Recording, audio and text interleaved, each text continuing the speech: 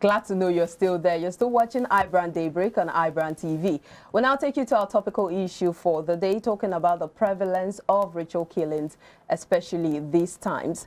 Now, Facebook, according to a Facebook user, it is now a rampant trend in Benin City where parents buy their children laptops to engage in internet fraud.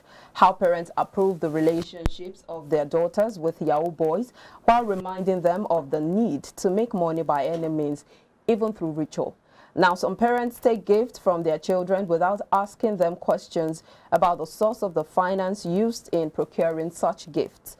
Where is that era where parents question their child's source of wealth?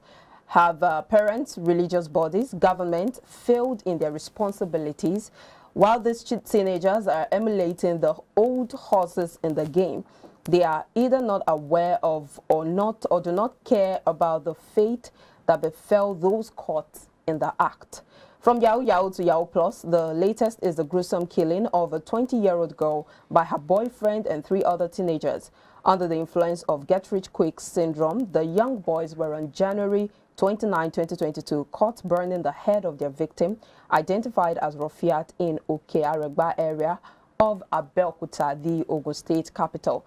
Now, we would be dissecting this issue with Pastor Olufemi Agbola, resident pastor, Lighthouse Saints Alive Ministry. Thank you so much for joining us, sir.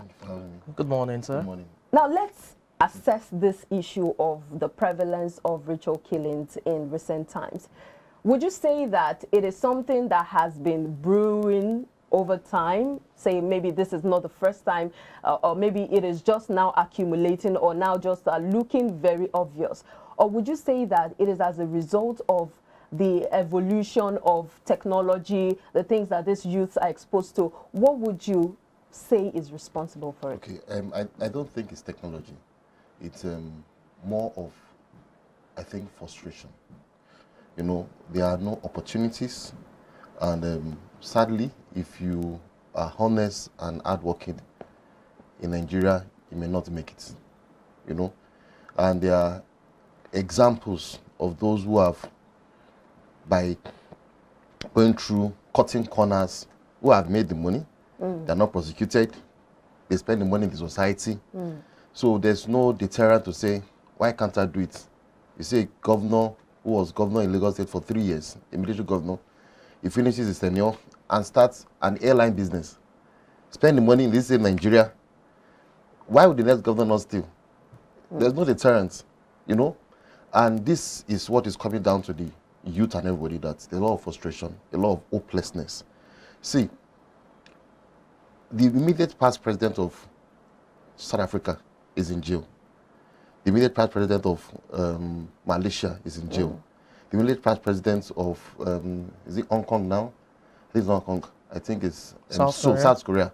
She's in jail. You know, the immediate past president of Israel is facing persecution, Netanyahu, for fraud stuff. So there's no immunity like we have here in Nigeria. The next person coming knows that I can't steal, I can't behave anyhow, and I can go to jail no matter whoever I am. But here in Nigeria, you see people, you do the Yahoo stuff, you make the money, and you spend it right in the community.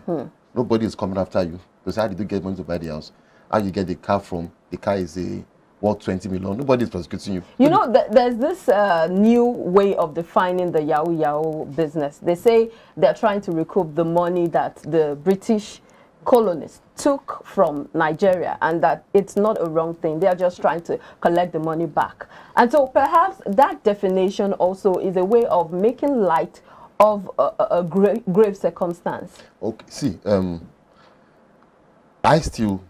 you are correct. People make that as, that's statements. And somebody, when you go out, you see the way people talk about Yahoo, it's no longer like 10 years ago. People don't speak about it with much evil. Yeah, I've seen people discussing, it doesn't look as a big evil again.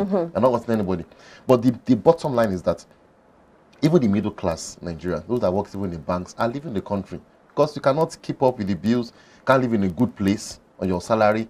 So there's a lot of, it's not working. So you're still attributing it to the pressure, frustration, and... There's a lot of failure from the government. Okay, let me take you on. You talked about frustration due to lack of opportunities.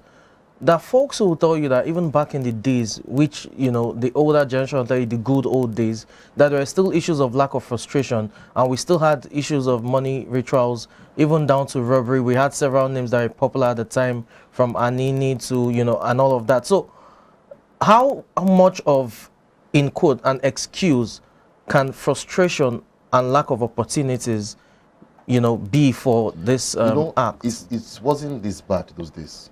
No, it wasn't this bad. You could get employment without this very deep connection. You could get loans to buy your own car. You can live in government estates. You know, you can really have a really good life. Yeah, without having to do a lot of evil. Now you're like stealing from the government to some of the properties. The amount they are selling, even around us, is mind blowing. You wonder, where do people get this kind of money from? Let's look at some of the causes that people have attributed this action to. Some people have said it's as a result of bad parenting, the fact that a lot of parents do not ask questions. Where did you get